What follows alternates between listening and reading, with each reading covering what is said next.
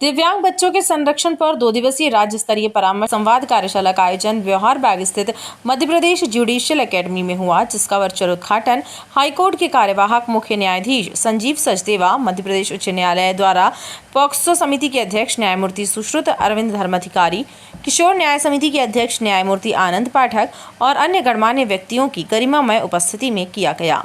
परामर्श का उद्देश्य दिव्यांग बच्चों से संबंधित मुद्दों की गहन समझ विकसित करना और कानून के साथ संघर्षरत बच्चों के लिए बेहतर सेवाओं की दिशा में हुई प्रगति की संयुक्त रूप से समीक्षा करना है। साथ ही एक समाज के रूप में ये बहुत ज़रूरी है कि दिव्यांग बच्चों को संपूर्ण सहायता प्रदान करने के लिए उठाए गए कदमों का विश्लेषण और आत्मनिरीक्षण किया जाए, ताकि वे अधिकतम क्षमता तक पहुँच सकें।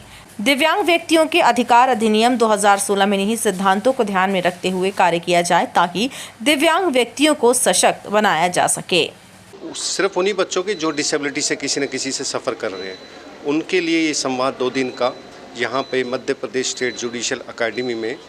और इस कंसल्टेशन का मेन ऑब्जेक्ट यही है कि जो लीगल प्रोविज़न्स बने हुए हैं, जो गवर्नमेंट की स्कीम्स हैं, वो उन बच्चों के लिए जो टारगेटेड बच्चे हैं, उनको कैसे बेहतर ढंग से मिले। इस संवाद के थ्रू हम सब स्टेक होल्डर मिलके जितनी भी लीगल प्रोविज़न्स हैं, जहां गैप्स हैं हमारे यहाँ, जैसे साइन इंटरप्रेटर नहीं है, उनकी कमी है, जो मैन पावर है, जो CCI में जो बच्चों के ये बाल जो रहते संप्रेक्षण गृह, इनमें जो लोग काम करते हैं वो स्किलफुल नहीं है, डॉक्टर्स हैं जो बच्चों की बातें समझ नहीं सकते, ऐसी उनको कुछ डिसेबिलिटी हैं, पुलिस वालों के पास बच्चे जाते हैं तो वो नहीं समझ पाते जो बच्चे किसी न किसी डिसेबिलिटी से सफ़र कर रहे हैं। तो उन सबको किस तरीके से इतना अभ्यस्त बनाया जाए, इतना कुशल बनाया जाए कि संवाद उनका आपस में कम्युनिकेशन हो सके और वो बच्चे अपनी उनकी बात कह सके, जिनके साथ कोई क्राइम हुआ है या जिन्होंने क्राइम नहीं करा और उनको किसी न किसी तरीके से उसमें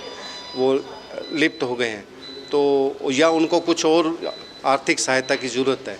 तो इन सब के लिए ये संवाद है कि इस बार की जो थीम है वो डिसेबल्ड चिल्ड्रंस है, यानी कि ऐसे दिव्यांग बच्चे जो सामाजिक न्याय विभाग हो या महिला बाल विकास विभाग, उनके द्वारा जो है वो उनके गवर्नमेंट ऑब्जर्वेशन होम या उनके जो CCIs हैं वहाँ पर रिसाइड कर रहे हैं। इस 2 दिवसीय प्रशिक्षण कार्यक्रम की मुख्य विशेषता ये है कि इसमें शासन के सभी विभाग जो जुवेनाइल जस्टिस एक्ट का इम्प्लीमेंटेशन करते हैं, उनके स्टेक होल्डर्स जो उनके हेड हैं वो सभी जो है वो शामिल हैं। इस बार हमने जो साइन लैंग्वेज है उसके इंटरप्रेटर को जो है वो खड़ा किया है और वो साइमल्टेनियसली उन सभी लेक्चर्स को, जो 6 सत्र आयोजित की जाएंगे 2 दिवस में, उन सभी सत्रों को जो है वो साइमल्टेनियसली साइन लैंग्वेज में इंटरप्रेट करते जाएंगे ताकि दिव्यांग बच्चे उसको समझ सकें। इसके अतिरिक्त हमने जो कुछ ऐसे बच्चे हैं जो ब्लाइंड हैं, उनके संबंध में हमने ब्रेल में भी ट्रांसक्रिप्ट उनको प्रोवाइड की है, ताकि उनको जो है वो क्या सेशन हो रहा है उसके बारे में समझ और उसकी जानकारी हो सके। इस कंसल्टेशन के बाद में एक हमारा डॉक्यूमेंटेशन होगा, पेपर तैयार होगा, जिसको हम सुप्रीम कोर्ट में भेजेंगे। साथ ही साथ उन सिफारिशों को जो इस कंसल्टेशन में आएंगी उनको इम्प्लीमेंट करने के लिए हम राज्य सरकार से अनुरोध करते हैं, ताकि उनको जो है अपनी स्कीमों में जो है वो शामिल किया जा सके। इस 2 दिवसीय कार्यक्रम में कुल 6 तकनीकी सत्र आयोजित किए जा रहे हैं। इसमें थीम के अनुसार सभी सत्रों में सांकेतिक भाषा विशेषज्ञ द्वारा संवाद किया जाएगा। दिव्यांग बच्चों हेतु ब्रेल लिपि में पाठ्य सामग्री तैयार की गई है तथा मध्य प्रदेश राज्य न्यायिक अकादमी ने संपूर्ण अकादमी में दिव्यांग जनों के लिए आवश्यक अनुकूल बुनियादी सुविधाएं उपलब्ध कराई हैं। मदन महल, बदनपुर, बेदीनगर एवं सुपाताल की पहाड़ियों से हटाए गए सैकड़ों परिवारों को भटपुरा क्षेत्र में स्थापित किया गया था, लेकिन आज भी बस्ती के रहवासी मूलभूत सुविधाओं से वंचित हैं। बस्ती वासियों का कहना है कि वो नरकीय जीवन जीने के लिए मजबूर हैं, क्योंकि 3 वर्ष बीत जाने के बाद भी उनको पक्के आवास नहीं मिले हैं। लिहाजा वो तिरपाल एवं बांस बल्ली का उपयोग कर टेंटनुमा घरों में रहने को मजबूर हैं। बारिश के दौरान हालात और भी बदतर हो जाते हैं। लोगों के घरों में पानी भर रहा है, जहरीले जीव जंतु घुस रहे हैं, जिससे लोगों को जान का खतरा भी बना हुआ है। उसके बाद भी उनकी ओर ध्यान नहीं दिया जा रहा है। हम लोग को इस तरह की परेशानी है, घरों में पानी घुस रहा है, कीचड़ है। आप देखिए चल के आप जरा, हम लोग बरसात में बहुत ज्यादा खबना कीचड़ माटी, हम लोग सो नहीं सकते, पढ़ने रात भर बैठते हैं कीचड़ में। हाँ, बिल्कुल नींद नहीं आती, कुछ इतनी परेशानी हम लोगों को क्या बताएं आपको। ना बना खा नहीं सकते, रात भर पानी फेंकते रहो, लाइट भी गोल हो जाती, कीड़े मकोड़े सब निकलते हैं भैया रात में। बेदिन अगर बदनपुर पहाड़िया से लाके यहाँ रखे भरपोड़ा तो हम लोग का कोई सहारा नहीं हो रहा। अभी तक 3 साल हो गए, बिल्कुल कुछ नहीं है, कीड़ा मकोड़ा घुस रहा है, कोई व्यवस्था नहीं है, लैटरिन बाथरूम बिल्कुल भिसक रही है। सुपताल से टूटा है मकान, वहाँ से यहाँ बसाया गया है और कोई जानकारी नहीं हो रही, कुछ हो रहा है यहाँ। अब पन्नी है बेहद बेकार हो गई, कम से कम पैसा तो दिया जाए। हम लोग दरगाह रोड सुपताल से आए हैं, मकान हम लोगन टूटा है जब से 3 साल हो गया। आज तक से कोई विधायक न कोई आया हम लोगन को देखने की कौन मुसीबत से है। अब वो सांप काट रहा कि गुहेरा काट रहा कि बिच्छू काट रहा। कल भी सांप 2 ठंगिया निकला रहा, आज भी हमारे घर में सांप निकला है। विस्थापितों ने बताया कि हाल ही में उनसे मिलने महापौर एवं निगम अधिकारी पहुंचे थे और उन्होंने बुनियादी सुविधाएं प्रदान करने का आश्वासन दिया है, लेकिन यदि जल्द ही उनकी समस्याओं का निराकरण नहीं हुआ तो बस्तीवासी विरोध प्रदर्शन करने बाध्य होंगे। बरगी बांध का जलस्तर लगातार बढ़ रहा है। बांध के जलस्तर को नियंत्रित करने के लिए बांध प्रशासन ने शनिवार की शाम 5 बजे बांध के 2 और गेटों को खोल दिया है। अब बांध के 9 गेटों को 1.72 मीटर की ऊंचाई तक खोलकर पानी की निकासी की जा रही है। बांध प्रशासन ने नर्मदा के निचले इलाकों में बसे लोगों के लिए अलर्ट जारी किया है। बरगी बांध परियोजना के कार्यपालन यंत्री अजय सूर्य ने बताया कि शनिवार की शाम बांध का जलस्तर 420.65 मीटर दर्ज किया गया था। बांध 82.77% भर गया है। बांध के सभी 9 गेटों से 76,986 क्यूसेक यानी 2,180 क्यूमेक पानी की निकासी की जा रही है। बांध के जलद्वारों से जल की निकासी की मात्रा बढ़ाए जाने से नर्मदा नदी के घाटों पर जलस्तर और बढ़ जाएगा। ऐसे में जनसाधारण से घाटों से दूरी बनाए रखने की अपील की गई है। जबलपुर में चाकूबाजी की घटनाएं लगातार सामने आ रही हैं। ऐसे में चाकूबाजों को चाइना चाकू सप्लाई करने वाले लोगों की भी पुलिस सरगर्मी से पतासाजी कर रही है। इसी कड़ी में हनुमानताल पुलिस ने चाकूबाजों और अपराधियों को चाइना चाकू बेच रहे 3 सप्लायरों को पकड़ा है। तीनों बदमाश अरबाज खान, छोटू उर्फ सोहराब और शहबाज उर्फ आबिद हनुमानताल थाना क्षेत्र में निवास करते हैं। पुलिस ने इनसे 15 चाइना चाकू जब्त किए हैं। पूछताछ में आरोपियों ने पुष्कर राजस्थान से चाइना चाकू लाकर चाकूबाजों और अपराधियों को 500 से 1,000 रुपए में बेचने की बात बताई है। पुलिस का कहना है कि इन्होंने कई ऐसे अपराधियों के नाम पुलिस को बताए जिन्हें इन्होंने चाइना चाकू बेचे थे। पुलिस अब इन बदमाशों की भी तलाश कर रही है जिन्होंने इनसे चाकू खरीदे हैं। हनुमानताल क्षेत्र के 3 निवासी हैं अरबाज खान पिता इस्लाम खान, छोटू उर्फ सोहरब और शहबाज उर्फ आबिद। इनसे करीब 15 चाकू जब्त किए गए हैं जो चाइना चाकू हैं। तो चाकू ये पुष्कर से लाना बताया और वहाँ पर ये 200-250 रुपये में ख़रीद के यहाँ पर 500 और 1000 की संख्या में रुपए की कीमत पर ये चाकू बेच देते थे। इन्हीं चाकुओं का इस्तेमाल विभिन्न घटनाक्रमों में चाकूबाजी में होता था। तो अभी इनसे जो चाकू बरामद किए गए हैं उनकी संख्या 15 है। अन्य चाकू इन्होंने क्षेत्र में कुछ विक्रय कर दिया है। उन आरोपियों की भी तलाश की जा रही है और शीघ्र ही उनसे भी चाकू जब्त कर आर्म्स एक्ट के तहत कार्रवाई की जाएगी। पुलिस का मानना है कि इन आरोपियों के द्वारा बेचे गए चाइना चाकुओं से चाकूबाजी की कई घटनाएं घटित हुई हैं। ऐसे में इनकी गिरफ्तारी को पुलिस बड़ी सफलता मान रही है।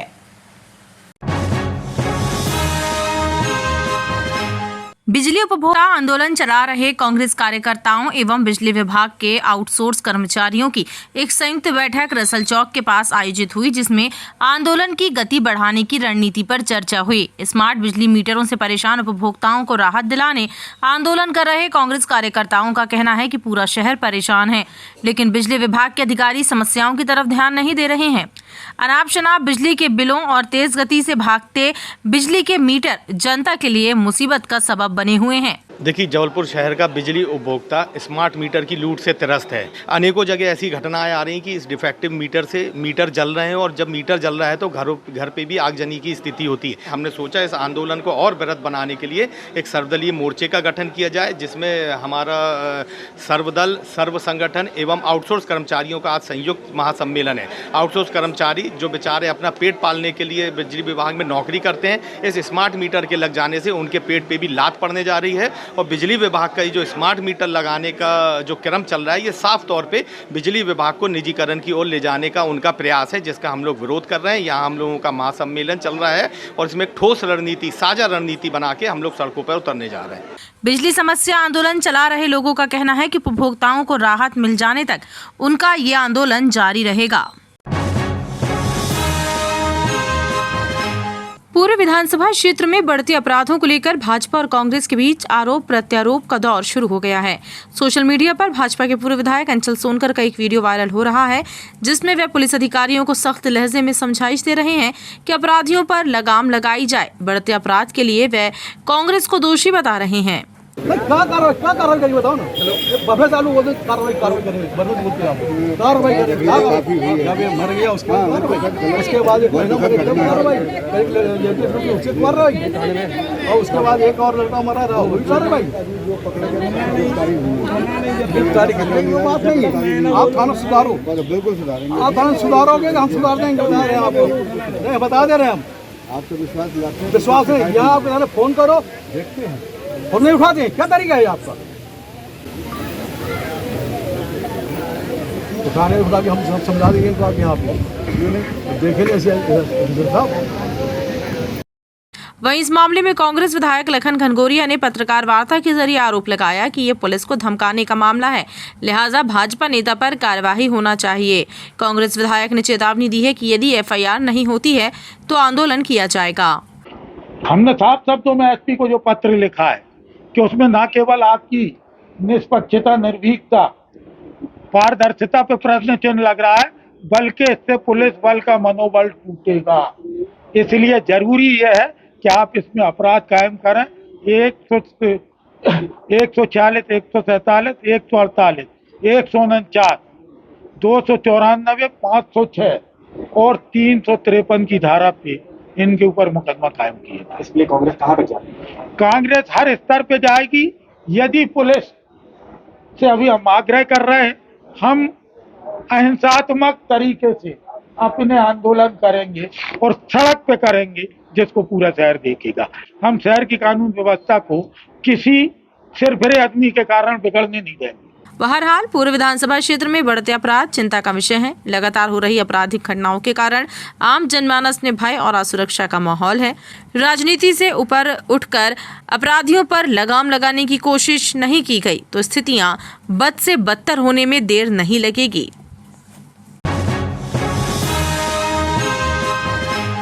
गोसलपुर के पास खिन्नी रोड पर स्थित ग्राम धर्मपुरा व उसके आसपास के गांवों में जियोमिन कंपनी के द्वारा बनाए गए तालाब एवं डैम का केमिकल युक्त पानी किसानों के खेतों में भर गया है, जिससे उनकी फसलों को नुकसान होने का आरोप लगाते हुए इन गांवों के लोगों ने जिला प्रशासन को एक शिकायत पत्र सौंपा है और इसकी जाँच कर कार्यवाही करने की मांग की है। ग्रामीणों का कहना है कि गाँव की रोड भी खराब हो गई है और लोगों को आवागमन में भी परेशानी हो रही है।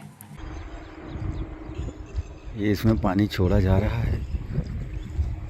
वो आगे आप देख रहे हैं मशीन लगी हुई है, बोट मशीन कहते हैं जिसको। वहाँ से पानी ये नीचे छोड़ा जाता है, फिर ये कैनाल में, नहर में छोड़ा जाता है। यहाँ से ग्राम खिन्नी रोड पर जियोमिन इंडस्ट्री है और 4 तालाब बनाए हुए हैं उसने।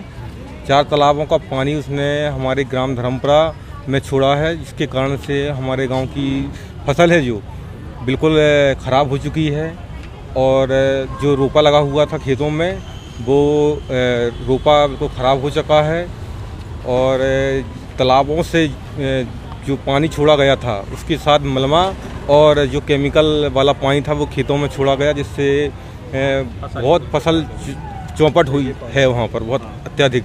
जियोमिन का उपद्रव बहुत अति तक चल रहा है, क्योंकि आज उनके 4-5 डैम बने हुए हैं, 150 एकड़ में डैम बने हुए हैं। उस डैम का पानी नहर के माध्यम से इन्होंने छोड़ दिया है खेतों में, और जो कि खेतों में वो नहर का पानी पूरा खेतों में जाता है। आज 300 एकड़ लगभग वहाँ पूरी बंजर हो चुकी ज़मीन और पानी से लबालब हो गई है। कमरों के ऊपर पानी भरा हुआ है, 3 फीट से 4 फीट तक। धान जहाँ जो खेत हैं वहाँ पूरी धान बैठ चुकी है। अधिकारियों को हमने SDM साहब के यहाँ, तहसीलदार साहब के यहाँ गए, लोकल गोसलपुर थाने पे भी गए, किंतु परंतु कोई हमारा आज तक कोई न्याय वाली बात हुई नहीं। ग्रामीणों ने इस समस्या से निजात दिलाने की मांग की है। गढ़ा थाना अंतर्गत शक्तिनगर के पास देर रात दो पक्षों में विवाद के बाद चाकूबाजी की घटना सामने आई है। घटना में घायल दोनों पक्षों के लोग देर रात परिवार के साथ गढ़ा थाने पहुंचे और एक दूसरे पर चाकूबाजी करने के आरोप लगाते हुए रिपोर्ट दर्ज कराई। पुलिस ने घटना में घायल हुए दो लोगों को इलाज के लिए अस्पताल भेजा और उनके विरुद्ध प्रकरण दर्ज कर मामले को विवेचना में लिया है। घटना में घायल हुए सनी कुशवाहा और मजदूरी का काम करने वाले राजा ने एक दूसरे पर चाकू से हमला करने का आरोप लगाया है। चाट की दुकान है हमारी, तो सामने एक फुल्की वाला आता है, तो सामने एक बिजली का खंभा गिर गया है, तो वो बिजली वालों ने गिराया है, वो सामने जिसकी प्रॉपर्टी है उन्होंने गिरवाया है। तो अब उस प्रॉपर्टी से मेरा क्या लेन देन है भाई, मैंने तो खरीदा नहीं हूँ, उसका है जिसका रहा उनने गिरवाया है। उसके बाद फिर अचानक से उसके यहाँ एक ग्राहक आता है फुल्की खाने, जिन्होंने मेरे ऊपर वार किया। उनके यहाँ फुल्की खाने आता है तो उनने मेरी तरफ इशारा किया कि इन लोगों ने जलनपुरी में इन लोगों ने गिरवाए होंगे खंबा, तो मैं क्यों गिरवाऊंगा, ऐसा मैं क्यों करूंगा, क्योंकि मेरा तो कोई लेन देन है नहीं। उसके बाद ये भाव चला गया गुस्से में टेस में। उसके बाद फिर अचानक से इन लोग आए, फिर पता नहीं क्या हुआ, बातचीत नहीं, मैं दुकान में ग्राहक को फुल्की खिला रहा था, अचानक से इन लोग वार करने लगे। अचानक से वार चाकू वाकू चला दी, मेरे को आई है, मेरे पापा को आई है और मेरे बहन को आई है। मजदूरी करके काम करके मैं चाय पीने गया गुप्तेश्वर रोड शक्तिनगर, जिस चाय वाले के यहाँ चाय पीने गया। पहले मैंने फुल्की खाया था जब मैं, तो वहाँ एक खम्बा गिरा हुआ था। पान वाले भैया मेरे को 10 रुपये दिया फुल्की खाने के लिए, तो मैंने इशारा किया उनको, तो इनने क्या सोचा भैया ने कि ये हमको बोल रहा है जी, तो मेरे को बुलाया, मैं गया तो बोलता है मेरे को तू यहाँ दिखेगा नहीं, मैं तेरा मर्डर कर दूंगा मैं।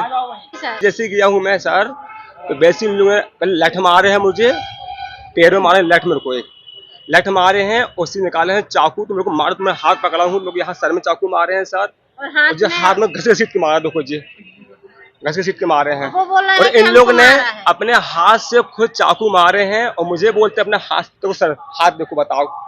गढ़ा पुलिस ने मामले में काउंटर केस दर्ज किया है और घटना की जांच शुरू कर दी है। जबलपुर में अपराध चरम सीमा पर है। अपराधियों के हौसले इतने बुलंद हैं कि वो लगातार वारदातों को अंजाम दे रहे हैं। बीते 24 घंटे के दौरान जबलपुर के अलग अलग थाना क्षेत्र में फायरिंग की घटनाओं से दहशत का माहौल है। गुरुवार की देर रात बदमाशों ने चांदमारी तलैया इलाके में जहां सरेआम फायरिंग और पथराव की घटना को अंजाम देकर एक युवक की हत्या की थी, तो वहीं बीती रात मदन महल थाना अंतर्गत मेहता पेट्रोल पंप के पास यादव कॉलोनी में बदमाशों के 2 गुटों में जमकर गैंगवार हुआ। बीच सड़क पर दोनों पक्ष आपस में टकरा गए। बदमाशों के दोनों गुटों ने फिल्मी स्टाइल में फायरिंग की घटना को अंजाम दिया। इस वारदात में एक पक्ष से मुकेश उर्फ मुक्कू पटेल और दूसरे पक्ष से गौरव ठाकुर को गोली लगी है, जिन्हें मेडिकल कॉलेज अस्पताल में इलाज के लिए भर्ती कराया गया है। घटना की खबर लगने के बाद मदन महल थाना पुलिस मेडिकल अस्पताल पहुंची थी, जहां पुलिस ने घायलों के बयान दर्ज किए हैं। दोनों पक्षों ने एक दूसरे के ऊपर फायरिंग करने के आरोप लगाए हैं। पुलिस ने गौरव उर्फ गौरव ठाकुर की रिपोर्ट पर विभिन्न धाराओं के तहत प्रकरण दर्ज किया है और मुक्कू पटेल उर्फ मुकेश द्वारा लगाए गए आरोपों की पुलिस ने जाँच शुरू कर दी है। पुलिस का कहना है कि दोनों आततन अपराधी हैं और इनके बीच पहले से रंजिश चली आ रही है। थाना मदन महल अंतर्गत मेहता पेट्रोल पंप है, वहाँ पर घटना घटित हुई है। इसमें 2 लोग घायल हुए हैं, एक मुक्कू पटेल है और एक गौरव ठाकुर है, और दोनों हॉस्पिटलाइज हुए हैं मेडिकल कॉलेज में। दोनों के बयान लिए गए हैं। इसमें आपस में एक दूसरे को गोली मारने के आरोप लगे हुए हैं और पुलिस इसमें इन्वेस्टिगेशन कर रही है। जांच करके जो भी वैधानिक कार्रवाई वो करी जाएगी। प्रथम दृष्टया दोनों आपराधिक प्रवृत्ति के हैं, जिसमें मुक्कू पटेल के 15 से 20 अपराध हैं और जिसको पैर में गोली लगी हुई है, और इनके बयानों और कथनों के आधार पर वैधानिक कार्रवाई की जा रही है। इसमें प्रथम दृष्टया तो दोनों एक दूसरे के खिलाफ आरोप लगा रहे हैं और 2-3 आरोपियों के और अन्य नाम बताए गए हैं। इन्वेस्टिगेशन में इन सबको शामिल किया जाएगा। बताया जा रहा है कि यादव कॉलोनी इलाके में रहने वाले कुख्यात बदमाश मुक्कू पटेल और उसके साथियों का कुख्यात बदमाश अंशुल केवट गौरव ठाकुर और उसके गुर्गों से आमना सामना हो गया, जिसके बाद दोनों पक्षों के बीच विवाद हुआ और फिर फायरिंग की घटना हुई, जिससे मुक्कू और गौरव को गोली लगी। लेकिन दोनों ही पक्ष एक दूसरे पर हमला करने और फायरिंग करने का आरोप लगा रहे हैं, जिसे लेकर पुलिस ने जाँच शुरू कर दी है। अंशुल केवट है ना, और गौरी है और सूजल है। पंडा वाली गवाह को लेके पक्ष करवाने के चक्कर में इनका वारंट हुआ, मजिस्ट्रेट साहब से बयान है, उस चक्कर में इनने हमला किया कि गवाह पक्ष नहीं दोगे तो जान से मार देंगे, और इनने उनका वारंट कटा हुआ है, इसलिए इनने हमला करवा दिया। घर के पास, अपने घर यहीं का है, मच्छी मार्केट के पास का। वारदात में ये रहे एक गाड़ी से, तो वारदात की इनने बिन नंबर प्लेट की ब्लू कलर की एक्सेस थी। कौन कौन थी उसमें? अंशुल केवट, गौरी और बाकी 3 लड़के और बैकअप में रहे। इनके 307 की गवाह पक्ष नहीं करवा पा रहे हैं, इसलिए गोली चलवा दी। जान से मरवा रहे थे पर जान से नहीं मार पाए तो पैर में गोली मार दी। बल्लू बाल में मुक्कू पटेल, यश तिवारी और लक्की पटेल थे। तो लोगों ने कुछ नहीं बोला, वहाँ पे मेरे को देखे, मैं ऐसी गाड़ी घुमा रहा था, लोग ने बिना सोचे समझे गोली वोली चलाने लगे। गोली चलाए, क्या पुराना विवाद था इन लोगों से, यश से पुराने विवाद के कारण घटना मुक्कू पटेल के घर के सामने की है। हमारे यहाँ से गोली चली ही नहीं है, न थी। इस सनसनीखेज वारदात के बाद इलाके में अफरा तफरी मच गई। पुलिस ने पूरे मामले को जांच में ले लिया है और घायलों के बयानों के आधार पर पड़ताल की जा रही है। बताया जा रहा है कि मुक्कू पटेल और गौरव ठाकुर से जुड़े दोनों ही गुटों की लंबे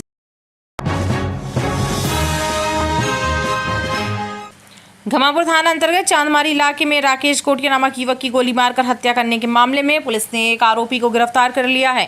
पुलिस ने इस मामले में मृतक राजेश के भाई सनी कोटिया की रिपोर्ट पर यश थोरात, करण उर्फ सिंधी, अनमोल और शिवा 4 लोगों के विरुद्ध हत्या का मामला दर्ज किया था। पुलिस ने घटना के बाद मौके से फरार हुए 4 आरोपियों में से शिवा को गिरफ्तार किया है। थाना प्रभारी सतीश कुमार अंधवान ने जानकारी देते हुए बताया कि मृतक राकेश की पोस्टमार्टम रिपोर्ट में गोली लगने से मौत होने की पुष्टि हुई है। इस आधार पर पुलिस ने SC/ST एक्ट सहित अन्य धाराओं के तहत प्रकरण दर्ज किया है और शेष फरार आरोपियों की भी पुलिस जल्द गिरफ्तारी कर लेगी। जो मृतक है राकेश गोटिया, उसका कल PM करवाया गया था। PM में 60 PM रिपोर्ट में उसके सर में एक गोली लगने की पुष्टि हुई है।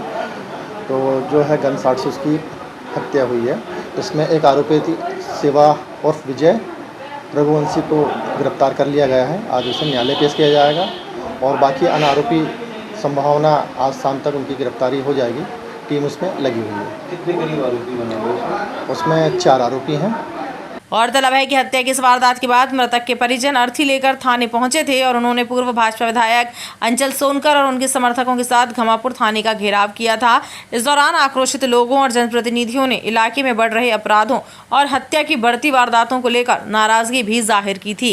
मृतक के परिजनों ने पुलिस से आरोपियों की गिरफ्तारी की मांग की थी, जिसके बाद पुलिस अधिकारियों ने आरोपियों की गिरफ्तारी जल्द करने का आश्वासन दिया था और पुलिस के वरिष्ठ अधिकारियों के निर्देश पर थाने में पदस्थ SI शिव गोपाल गुप्ता को तत्काल लाइन अटैच कर दिया गया था। इधर इस घटना से जुड़ा एक वीडियो भी सोशल मीडिया पर वायरल हुआ है, जो पुलिस अधिकारियों के संज्ञान में आया है। पुलिस वीडियो की भी जांच कर रही है।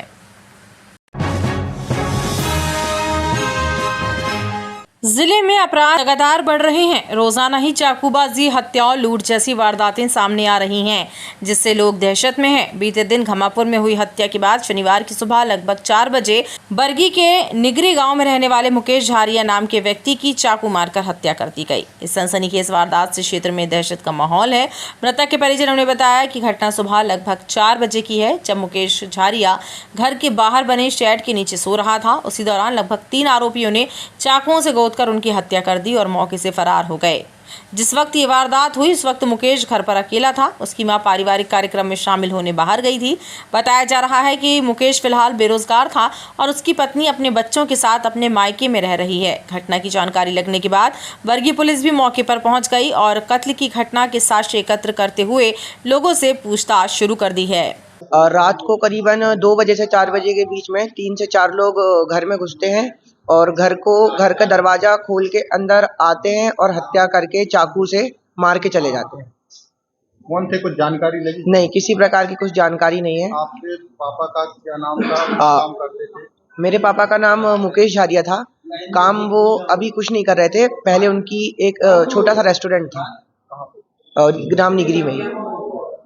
मैं हॉस्पिटल में था, मेरे पास कॉल आया तो मैं तुरंत वहाँ पहुँचा, निगरी, ग्राम निगरी। उनको जब देखा तो उनका सब दुकान के पास पड़ा हुआ मिला था और चाकू वाकू के निशान पेट में, हाथ में, सिर में थे और इसके बाद पुलिस आई और आगे का बरगी पुलिस के द्वारा शव को पोस्टमार्टम के लिए भेजकर मामले की तहकीकात शुरू कर दी गई है। नशीले इंजेक्शन बेचने के कारोबार में लिप्त एक आरोपी को गोरखपुर थाना पुलिस ने गिरफ्तार किया है। आरोपी के घर से तलाशी के दौरान पुलिस ने 419 नग नशीले प्रतिबंधित इंजेक्शन और 40,800 रुपए जब्त किए हैं। गोरखपुर थाना पुलिस ने जानकारी देते हुए बताया कि मुखबिर की सूचना पर सेठी नगर पानी की टंकी के पास रहने वाले छोटू सोनकर के घर पुलिस ने छापा मारा। जब पुलिस ने उसके घर की तलाशी ली तो एक गड्ढे में प्लास्टिक की टंकी में छिपा कर रखे गए 419 नग नशीले इंजेक्शन और खटिया में बिछे चादर में छिपा कर रखे गए 40,800 रुपए नकदी बरामद की गई। पुलिस ने जब आरोपी छोटू सोनकर से पूछताछ की तो उसने बताया कि ये इंजेक्शन उसे उसके बड़े भाई बड़कू सोनकर लाकर दिए थे, जिन्हें वह बेचने का काम कर रहा था। पुलिस ने छोटू सोनकर को गिरफ्तार किया है और फरार बड़कू सोनकर की पुलिस तलाश कर रही है। कल दिनांक को रात करीब अपने स्टाफ को मुखबिर सूचना प्राप्त हुई थी कि सेठी नगर पानी की टंकी के पास एक छोटू सोनकर नाम का व्यक्ति भारी मात्रा में नशीले इंजेक्शन अपने पास रखे हुए है और बेच भी रहा है, जिसमें उसके बड़े भाई की भी संलिप्तता है। नशीले इंजेक्शन लगभग 419 नशीले इंजेक्शन और 40,800 रुपये जब्त किए गए हैं। संबंधित धाराओं में अपराध पंजीबद्ध किया गया है, विवेचना की जा रही है। आरोपी को गिरफ्तार करके जेल भेज दिया गया है। पुलिस का कहना है कि मामले में जल्द ही बड़कू की गिरफ्तारी के प्रयास किए जा रहे हैं ताकि इस बात का पता लगाया जा सके कि वह नशीले इंजेक्शन कहां से लाया करता था और उसके द्वारा किन किन इलाकों में नशीले इंजेक्शन बेचे जा रहे थे। फिलहाल पुलिस ने आरोपियों के विरुद्ध 8/21 NDPS एक्ट के तहत कार्यवाही की है और मामले की जाँच की जा रही है।